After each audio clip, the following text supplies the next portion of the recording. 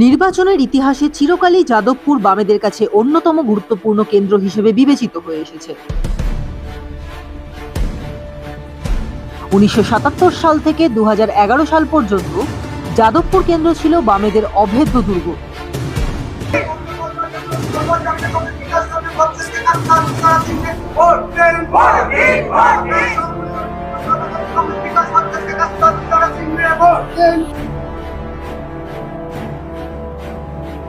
যেখান থেকে দীর্ঘদিন ধরে প্রার্থী হতেন এবং জয়ী হতেন প্রাক্তন মুখ্যমন্ত্রী বুদ্ধদেব ভট্টাচার্য।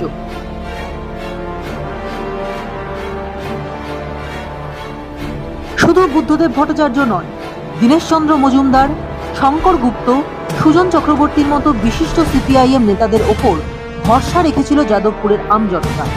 কিন্তু 2011 সালে সিপিআইএম আমলের অবসান হলে যাদবপুরে বামেদের সেই কৌলিন্য হারায়।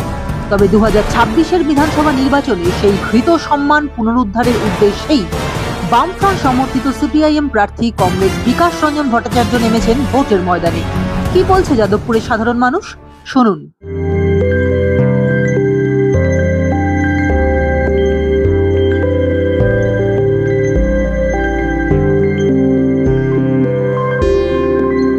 অবশ্যই বিকাশ রঞ্জন ভট্টাচার্য। কেন মনে করছেন? কেন মনে করবো না? তার কারণ উনি যে লড়াইটা করছেন, সেটা যদি আপনি বলেন দুর্নীতির ক্ষেত্রে, বর্তমানে যে রাজ্য সরকার রয়েছে তাদের যে আকাশপ্রমাণ দুর্নীতি, তাছাড়া যে সরকারি চাকরিতে যে স্বচ্ছ নিয়োগ, সেই দাবিতে উনি বরাবর লড়াই করে আসছেন। ওনার থেকে যোগ্য প্রার্থী তো আমার মনে হয় না যে আর কেউ আছেন। আর যারা রয়েছেন বাকিরা প্রত্যেকে আমি সম্মান করি, শ্রদ্ধা করি ব্যক্তিগতভাবে, কিন্তু তাদের দল বা তাদের যারা প্রার্থীরা রয়েছেন তাদের তো সেই ইতিহাস নেই, আমরা তো দেখতে পাচ্ছি না। সবাই ধর্মীয় ভেদাভেদ এই সমস্ত নিয়ে কথাবার্তা বলছে। যারা যুবকরা রয়েছে রাজ্যে, যারা যুবক, যারা মহিলা নিরাপত্তা, সেই ইস্যুগুলোকে আমরা দেখতে পাচ্ছি। সেক্ষেত্রে বিকাশ রঞ্জন ভট্টাচার্যকেই আমরা যোগ্য প্রার্থী বলে মনে করছি। আপনি যদি বলেন যে 2011-র পরে আসেনি, 2016 সালে এখানে কমরেড সুজন চক্রবর্তী জিতেছিলেন। হ্যাঁ, তো যাদবপুর এমনই একটা জায়গা যেখানে সবসময় পরিবর্তন হয়। আপনারা দেখে থাকবেন যে বামফ্রন্ট সরকারের সময় এখান থেকে সোমনাথ উনি হেরে গেছিলেন এবং মমতা ব্যানার্জি জিতেছিলেন। তারপরেও চেঞ্জেস হয়েছে, তো আমরা আশা রাখছি যে এবছর আমরা অবশ্যই জিতব। বিকাশ রঞ্জন ভট্টাচার্য। কেন বলছেন? কারণ মানে হচ্ছে এই জেনারেশনের যে চাকরি বলুন, শিক্ষা বলুন, এগুলো তো আমাদের দরকার। আজকে আমাদের ছেলেমেয়েরা বিটেক করছে, কেউ এমএসসি করছে, সব বসে আছে, নয় বাইরে চলে যাচ্ছে। এই যে চুরি হচ্ছে, এত কিছু, সেগুলোর তো একটা বিচার চাই। কিন্তু বিকাশ রঞ্জন ভট্টাচার্য তো বাম প্রার্থী এবং বামেদের অবস্থা তো 2011 সাল থেকেই প্রায় শূন্যের ভোট। সেই শূন্য বলেই তো আজকে এই অবস্থা। ছেলে মেয়ে বাড়িতে চাকরি চুরি হচ্ছে। আপনাদের কি মনে হয় না যে এক্ষেত্রে বিজেপি বিকল্প হতে পারে? বিজেপি তো পুরো ডাকাত, তৃণমূল তো চোর, ওরা হচ্ছে ডাকাত, একে অপরের বিকল্প। ওরা আমাদের দরকারই নেই। মানে আপনাদের বামফ্রন্ট দরকার? হ্যাঁ, এবং আমাদের নয়, যারা আজকে শিক্ষিত সমাজেরই সেটা দরকার। এই চোখে, সাদা চোখে দেখা যাবে না কি কি উন্নতি হয়েছে। রং ছাড়া কিচ্ছু হয়নি। যা যাদবপুরের উন্নতি হয়েছে 11 বছরের আগে হয়েছে।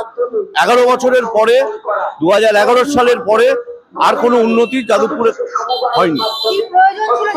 যাদবপুরে প্রচুর প্রয়োজন ছিল।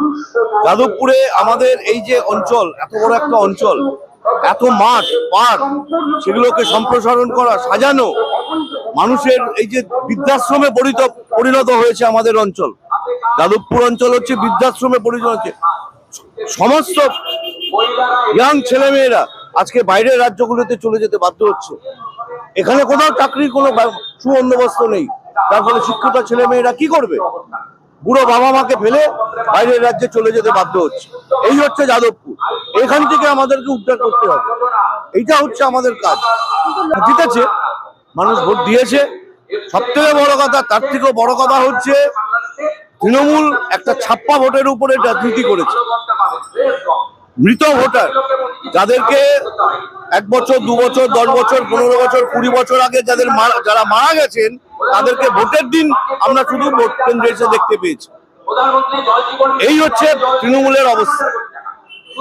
ভোট কেন্দ্রে ছাপ্পা ভোট মেরেছে এবং মৃত ভোটারদের ভোট মেরেছে। এই ভোট দিয়েই তারা হচ্ছে যাদবপুরের কেন্দ্রে জিতেছে। একদম, এছাড়া কোনো উপায় নেই, কোনো উপায় নেই।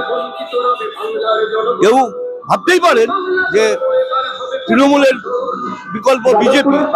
তৃণমূলের বিকল্প বিজেপি হবে কি করে? তৃণমূল তো এখানে বেঁচে আছে বিজেপির জন্যই। অক্সিজেন সিলিন্ডার তো বিজেপি। তারা এইটাকে করছে এই কারণে যে যখন এই রাজ্যে তৃণমূল কোনো সমস্যায় পড়বে বা কোনো একটু মানে প্রবলেমে পড়বে, তখন হচ্ছে বিজেপি সামনে দাঁড়াবে। দেখলেন না অভয়াকাণ্ড, দেখলেন না সারদা নারদা, সবাই ছাড় পেয়ে গেল। কি করে ছাড় পেয়ে যায়? অভয়াকাণ্ড আজ এই অবস্থায় এসে পৌঁছেছে যে উকিল বিকাশ রঞ্জন ভট্টাচার্যকে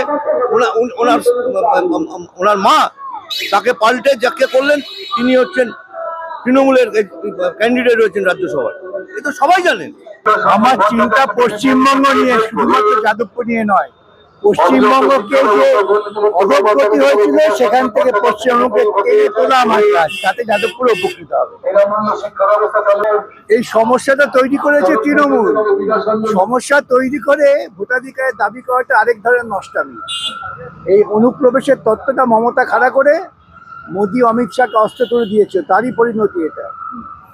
এবং বলা হচ্ছে ফর্ম 6 নাকি গাদা গাদা ব্যাকডোর দিয়ে বের করে বিজেপির জন্য সুবিধা করে দেওয়া হচ্ছে। ফর্ম 6 সেটা নিয়ে একটা নির্দিষ্ট পদ্ধতি আছে, শুধুমাত্র অকারণে হইচই না করে এই আইনের পদ্ধতিটা মেনে চললে পরেই সব সমস্যার সমাধান, না হলেও অনেকটাই সমাধান হবে।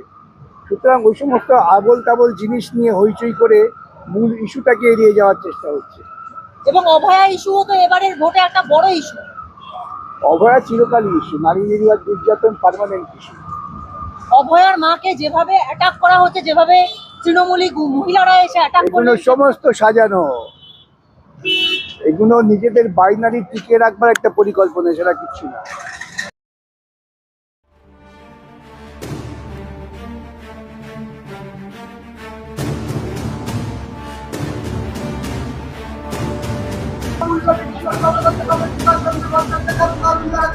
যাদবপুরের একাংশের বক্তব্য, তৃণমূলের দুর্নীতি এবং অপশাসন রুখতে বামই একমাত্র বিকল্প।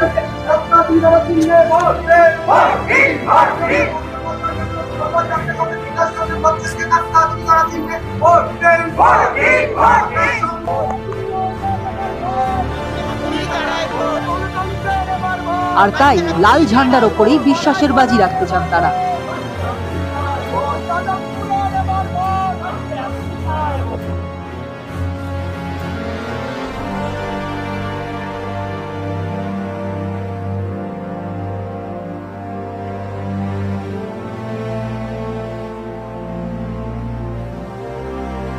তাহলে বিকাশ রঞ্জনের হাত ধরেই কি ফের যাদবপুরে বিকশিত হবে সর্বহারার দল?